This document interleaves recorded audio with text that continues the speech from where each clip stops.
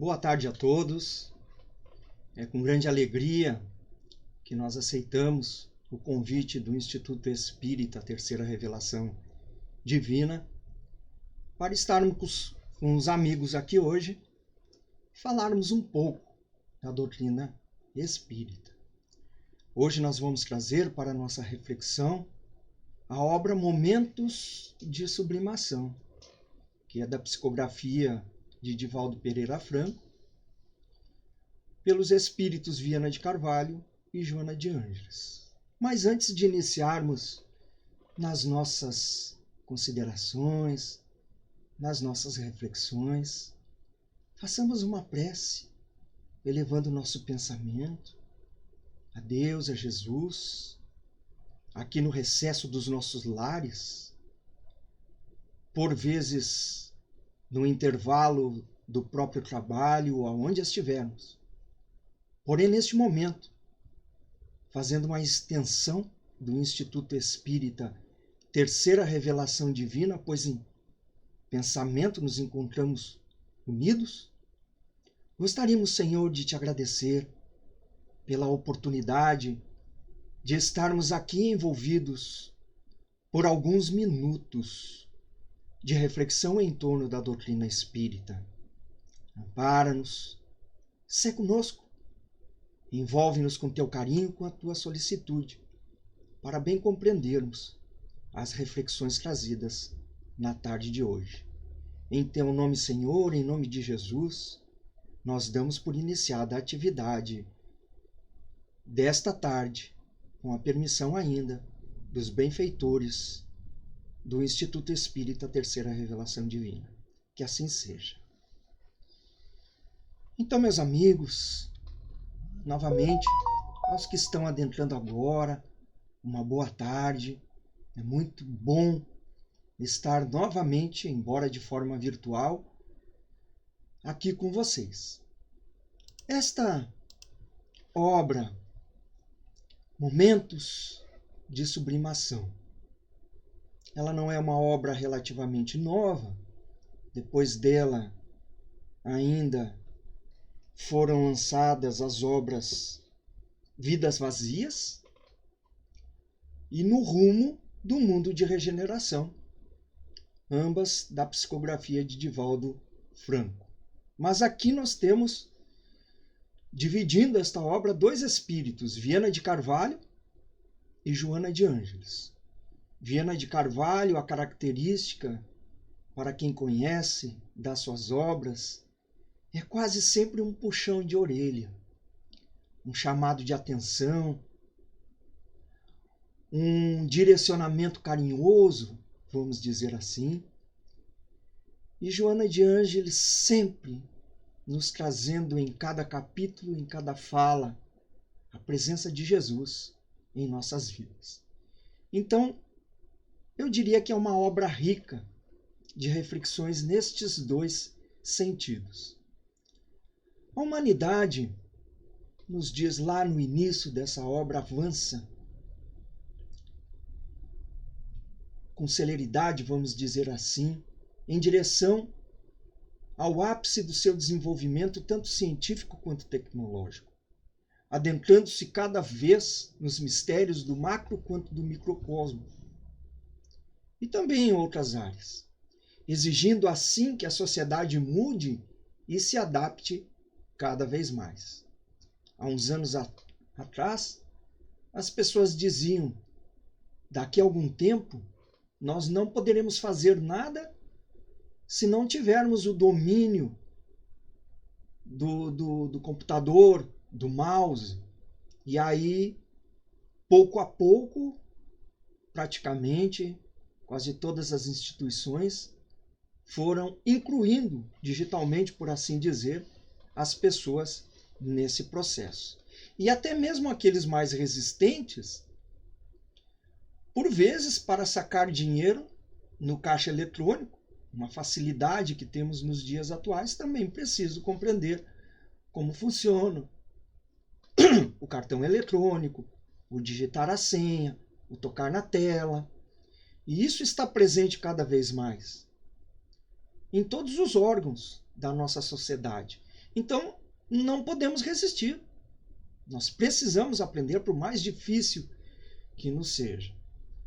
Lembro que alguns anos atrás, na nossa sociedade, quando foi oferecido cursos de inclusão digital, as pessoas tocavam no mouse e viam que ele mexia lá na tela, chegavam a se assustar. Mas venceram essa dificuldade e foram aprendendo. E é isso que o texto nos diz. Ela exige de nós que nos adequemos a tantas, digamos assim, comodidades tecnológicas, mas também exigências nesse sentido.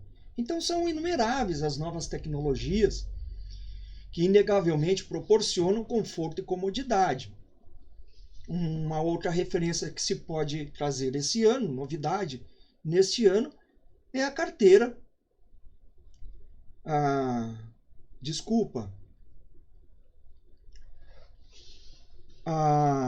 Carteira Nacional de Trânsito, sim, e também o IPVA, que agora nós não recebemos mais impresso pelo correio, mas sim no nosso aparelho celular, baixamos o aplicativo e lá está, então, o IPVA. Não mais de forma no papel, mas no aparelho. Então, uma novidade tecnológica nós aqui também do Rio Grande do Sul. Proporciona inegavelmente conforto e comodidade, outras tantas curam os corpos doentes e prolongam até a existência física. Porém, esses e outros avanços não lograram permitir definitivamente paz às pessoas, nem possibilitar-lhe a evolução moral que é tão necessária. Nós bem sabemos, né, a doutrina espírita nos esclarece que para avançarmos precisamos vencer as questões intelectuais, mas também as questões morais. Se adquirirmos somente a intelectualidade sem a moralidade, não passaremos para as escolas superiores, não evoluímos. Então é necessário que haja que se estabeleça, né, um paralelo entre os dois. E a moral é imprescindível, né, necessária.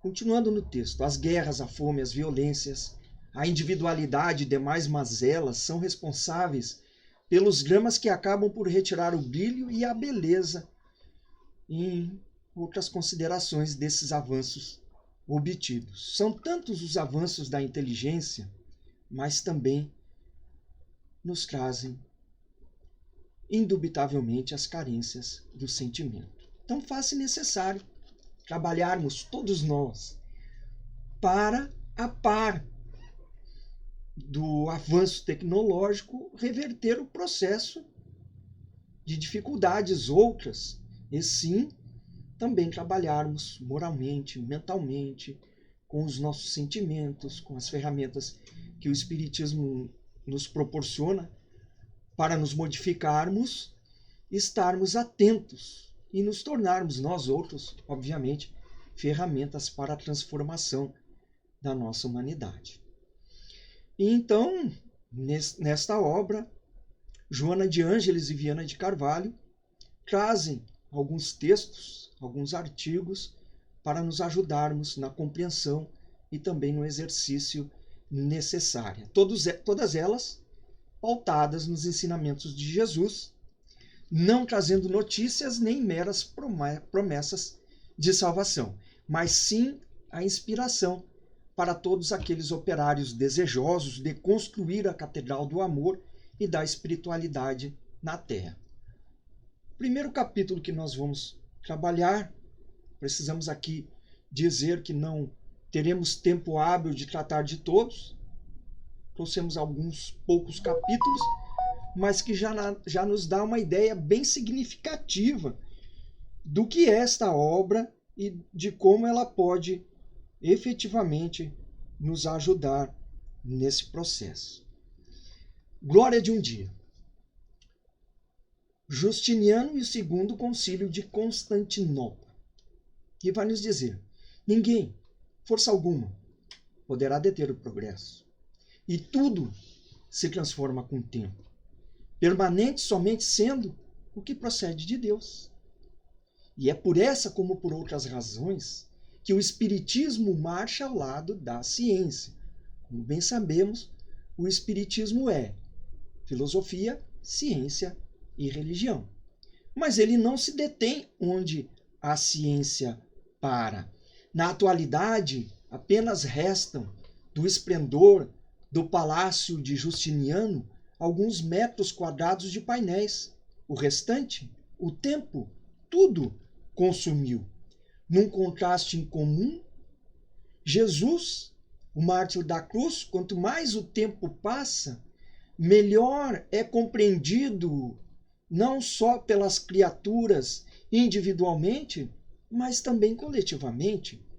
Cada vez mais penetra nas consciências e cada vez mais os homens passam a aderir às suas ideias, a trazer para si, principalmente, a lição magnânima de fazer aos outros o que gostaríamos que nos fosse feito, pois que se passamos a compreender do que gostamos e como gostaríamos de sermos tratados, é óbvio que também, quando a nossa consciência se eleva na responsabilidade do dever, mais nós compreendemos o quanto essa lição nos é necessária e passa, então, a se tornar uma incomparável canção de imortalidade do amor.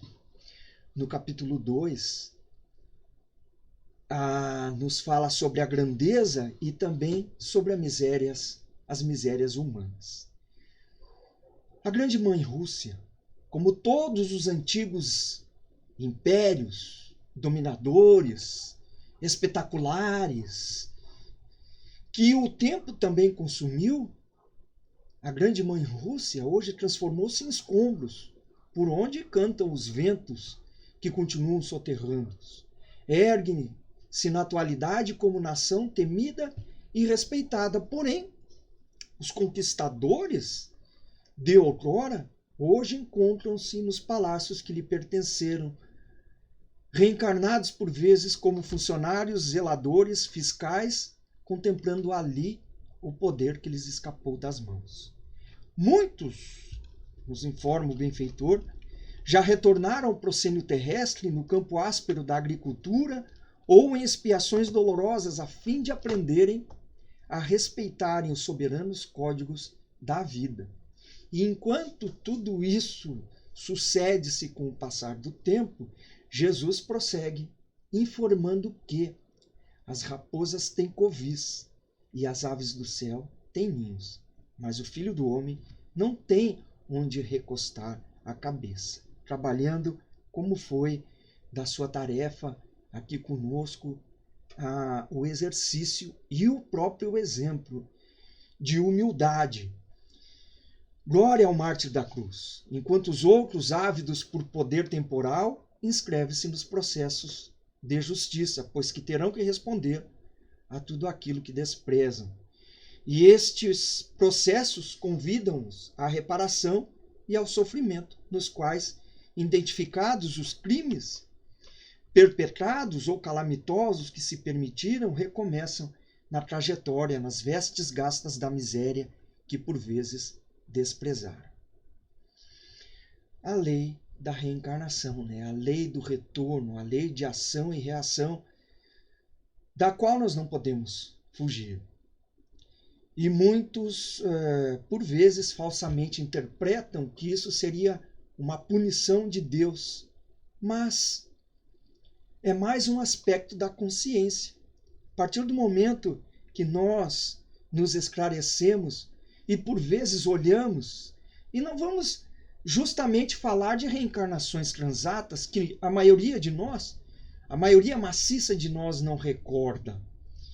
Entende pelo Espiritismo que muitas das questões que hoje passamos são reflexo do que fizemos no passado, mas nesta reencarnação mesmo, quantos de nós compreendemos que algum erro cometemos?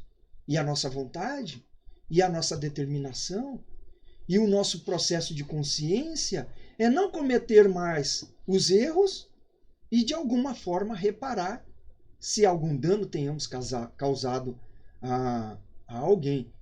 Então é fácil de compreender também que muitos de nós pelos erros perpetrados no passado, chegamos à pátria espiritual pela desencarnação, compreendemos o erro, talvez tenhamos dito, perdi a minha vida, coloquei fora a oportunidade redentora, e agora?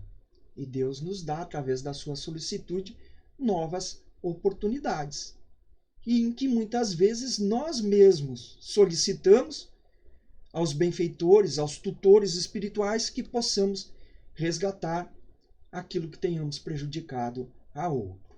Alguns exemplos. Se no passado a alguém tenhamos prejudicado de tal maneira, roubando-lhe a esperança, roubando-lhe a fé, hoje talvez o recebemos de alguma maneira, como um amigo, como um familiar, como um filho, para devolver-lhe a esperança, incutir-lhe a fé, a nós espíritas, por exemplo, levando-os às escolas de evangelização, iniciando-os no espiritismo, que tão bem nos faz também. Então é a lei de reação. E Jesus também já nos dizia, né? Não sairás de lá enquanto não houveres pago até o último centavo. No capítulo 3, nós vamos encontrar no título Fenomenologia Mediúnica, em que, ainda no passado, não poucos reis e imperadores, nós vemos isso na história, nos filmes, por exemplo, que retratam histórias verídicas, que se utilizavam, muitos deles, de magos e adivinhos para consultar negócios do Estado e até em relação aos combates, né? Então, alguns deles, Heródoto de Halicarnasso, rei Ciro dos persas, os Césares, antes das batalhas, consultavam os oráculos, Alexandre Magno, Nero, Adolf Hitler, Stalin, também há alguns exemplos que se pode trazer, que faziam essas consultas, né, da saúde, das guerras, das sementeiras, de tudo quanto podia ter significado profundo e não raro também superficial, como recriação. Então, nós poderíamos dizer que eram pessoas que tinham sensibilidade mais aflorada, que tinham a possibilidade de identificar percepções do mundo espiritual, e então se destacavam e acabavam sendo os adivinhos, enfim, que levavam, por vezes, consultas a esses reis, a esses imperadores da antiguidade. Por presunção e vacuidade, muitos indivíduos supõem que a sua prepotência pode ultrapassar o portal do túmulo e submeter os desencarnados que desejam consultar e utilizar nos seus rituais, por vezes ridículos ou trágicos, ao longo da história, para obterem graças que não merecem ou serem atendidos nas suas paixões servis. Enquanto não vigiam, enquanto não estavam estabelecidas as diretrizes do espiritismo, pois mediunismo sempre existiu, os homens rudes, os homens primitivos, já entendiam esse intercâmbio com os chamados mortos, pois que colocavam, e nós temos os registros na história, a entrada da caverna, a entrada do clã, um esqueleto, uma caveira, no sentido de aqueles que viveram entre eles e agora estavam mortos, para que não voltassem, como era da sua psicologia, do seu psiquismo, eram conturbatores pela natureza, obviamente eles entendiam que continuava assim. Então colocavam os crânios à entrada da caverna para que aqueles outros não voltassem para perturbar o crânio, acreditavam naquilo. Pois que a mediunidade propriamente dita, ela foi estabelecida com Allan Kardec, a partir do Livro dos Espíritos, a 18 de abril de 1857, que depois, então, nós tivemos ali as obras básicas e principalmente o Livro dos Médiuns, que este ano está fazendo 160 anos, que nos traz ali praticamente não exatamente o manual, mas a possibilidade de compreensão dos fenômenos mediúnicos. Então, no texto nos diz exatamente isso. Enquanto não estavam estabelecidas, enquanto não vigoravam as diretrizes do Espiritismo, era compreensível esse comportamento. Embora os espíritos sérios que se comunicavam no passado sempre advertissem os incautos que os desejavam explorar. Allan Kardec, na sua claridade mental, como efeito das suas observações severas em torno da mediunidade, estabeleceu como condição essencial para a avaliação dos fenômenos o contributo moral, bem como os requisitos para a sua ocorrência. Nos falando ali com grande propriedade que a mediunidade é algo sério, que deve ser tratado com seriedade e que os seus participantes devem ter comportamento moral para poderem, então, usufruírem da companhia dos espíritos sérios.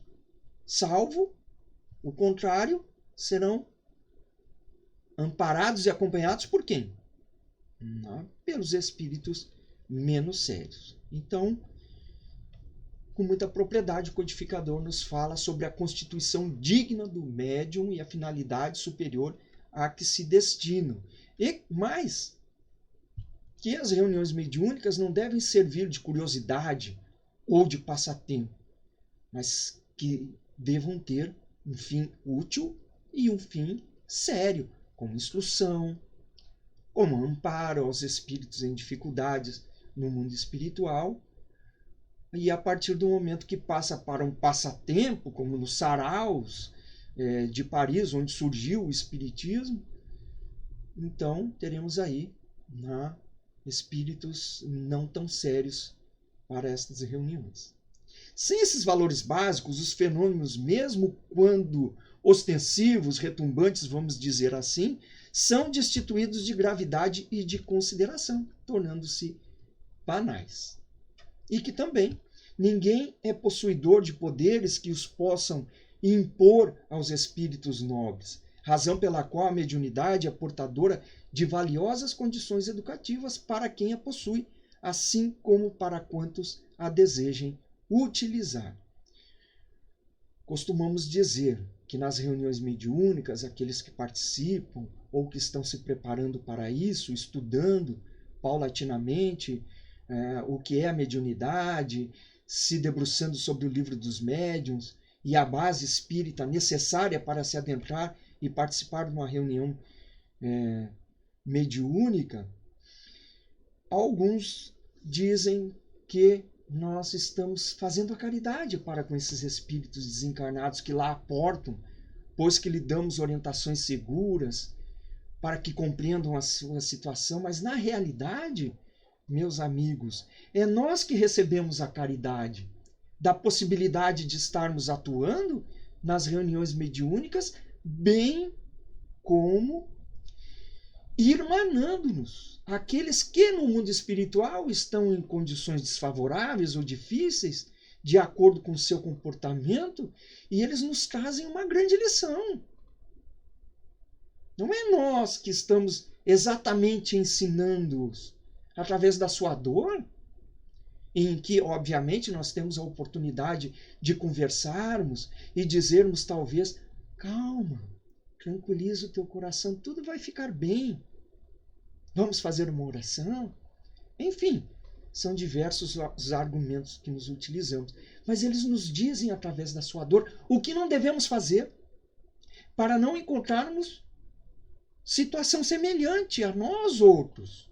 Pois não é o fato de sermos espíritas e estarmos trabalhando numa casa espírita, se não colocarmos em exercício aquilo que falamos no dia a dia, muito provavelmente teremos dificuldades ao aportarmos na verdadeira pátria espiritual e talvez sejamos conduzidos a uma reunião mediúnica para obter ajuda também. Então eles nos ajudam e muito. É importante que o nosso compromisso seja dignificar o fenômeno mediúnico.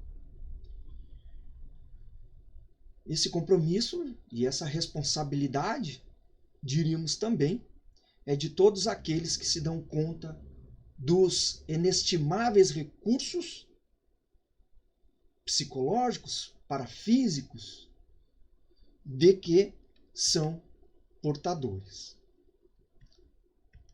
Então é importante, não é, que dignifiquemos a mediunidade e as possibilidades com que Deus nos colocou nesta reencarnação como processo também de evolução para todos nós, mas muito mais do que isso, de colaborarmos nós nesse processo de transição em que todos nós passamos. E também gostaríamos de trazer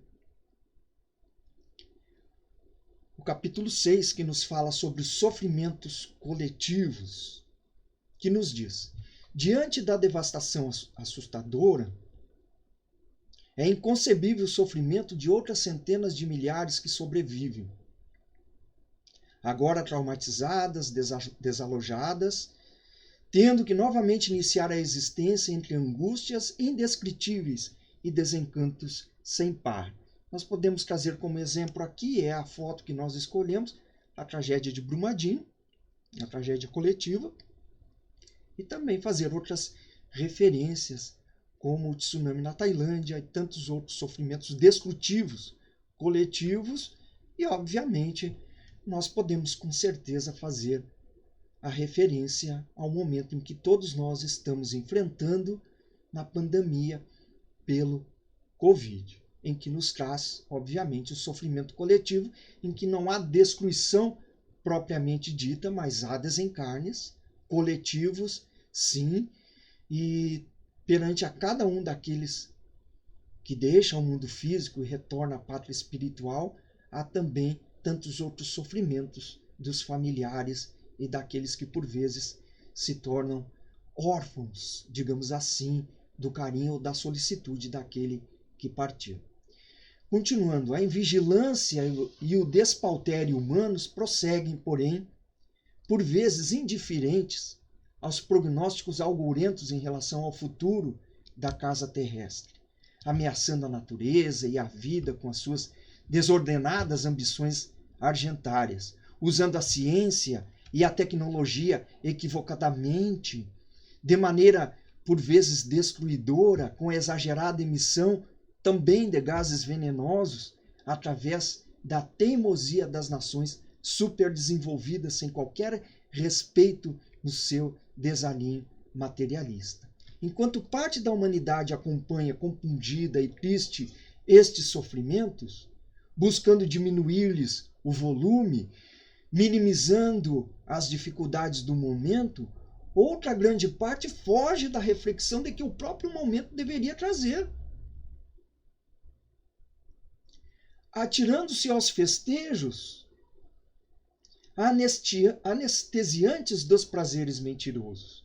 Olha como isso pode ser aplicado também no nosso momento atual, na nossa dificuldade coletiva atual. Embora esse livro tenha sido escrito há mais de 2 anos, bem antes, inclusive, do surgimento dos primeiros casos da Covid. Quebrando todas as regras do equilíbrio, da decência, da dignidade, conquistadas ao longo dos milênios, voltando por vezes ao primarismo tribal e também à total promiscuidade moral. Então, a onda do desespero cresce e a psicosfera terrestre encontra-se, assim, em deplorável estado, gerando enfermidades as mais diversas e produzindo distúrbios de conduta que se multiplicam assustadoramente.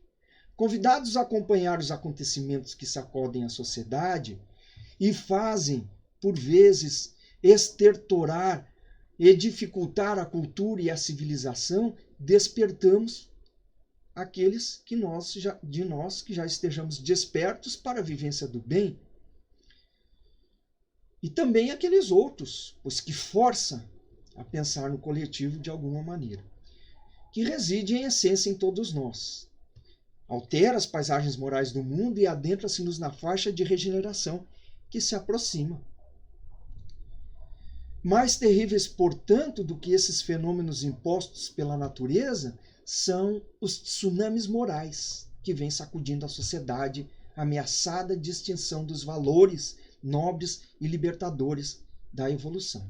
Tomemos assim Jesus como exemplo máximo de amor e de plenitude, e possamos enfrentar com valor as consequências da insânia anterior, procurando agora que de alguma maneira encontramos no Espiritismo o despertamento, esparzir amor e fraternidade em todo lugar, com os olhos postos no mundo.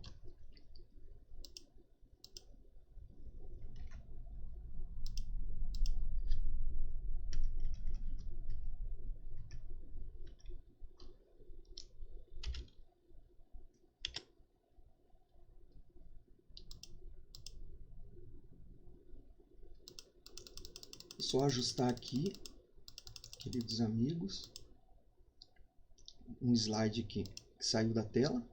Pronto. E então, Joana de Ângeles, nos últimos capítulos, nos leva a trabalhar esta sublimidade do amor em todos nós. É o título do capítulo.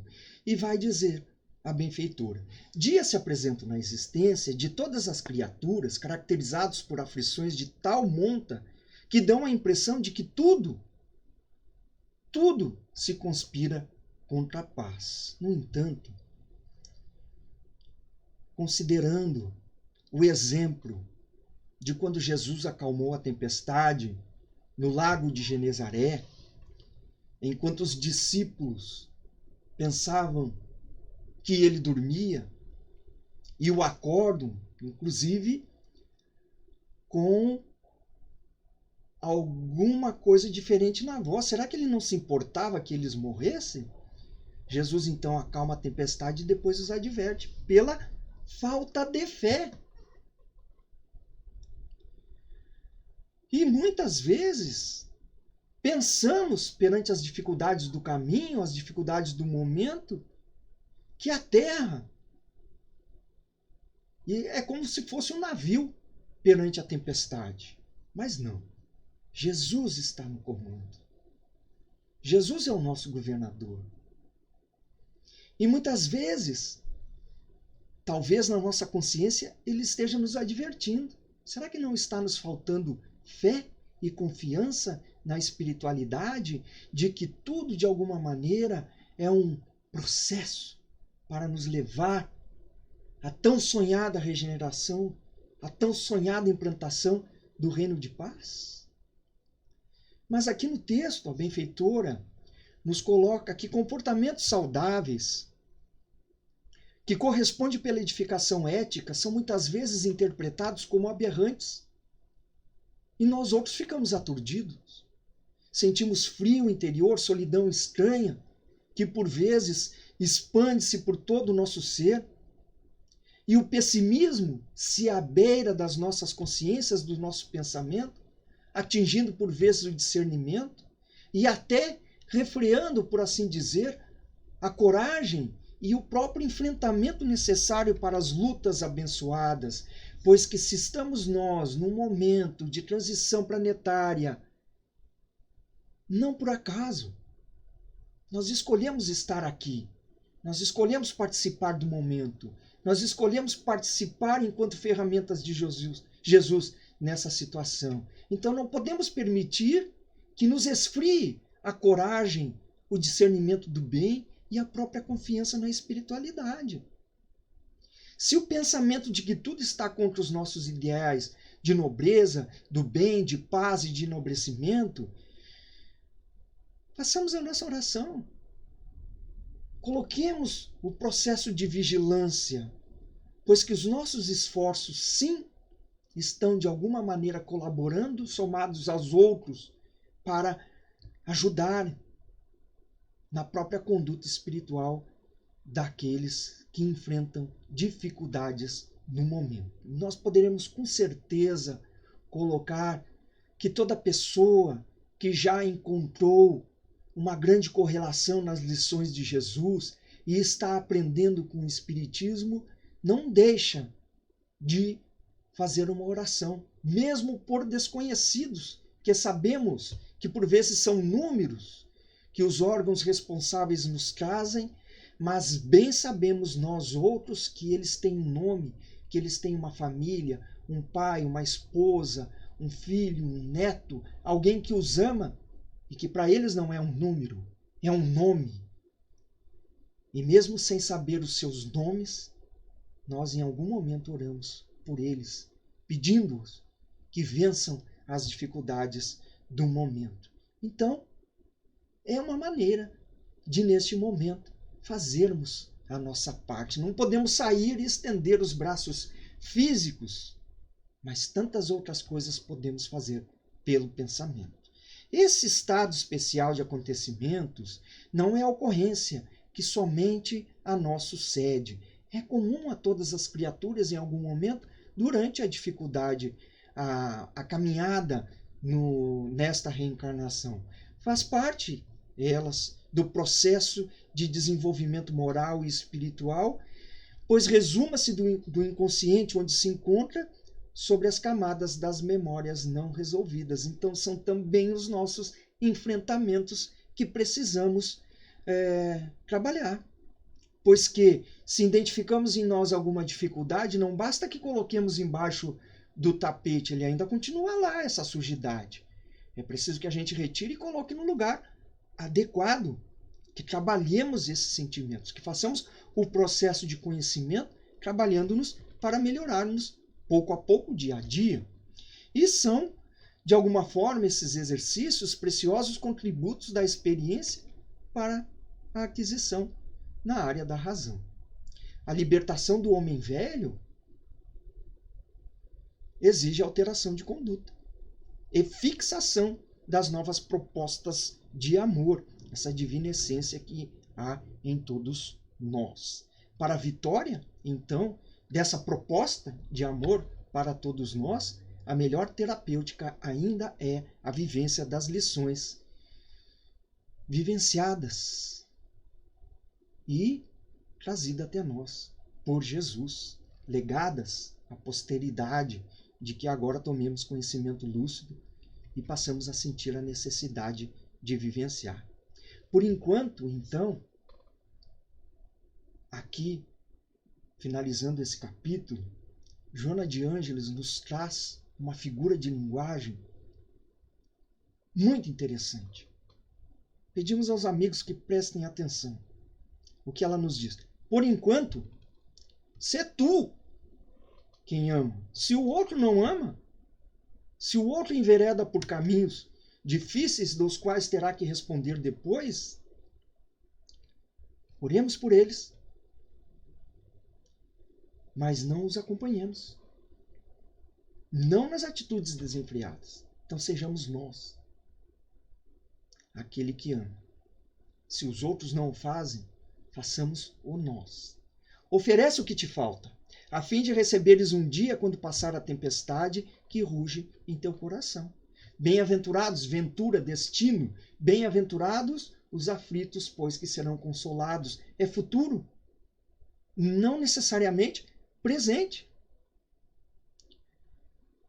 Então, quando passar a tempestade, quando passar esse momento, o nosso momento realmente é de grandes enfrentamentos e de dificuldades. O amor, no entanto, é o sublime alimento que atende a todas as necessidades que existem.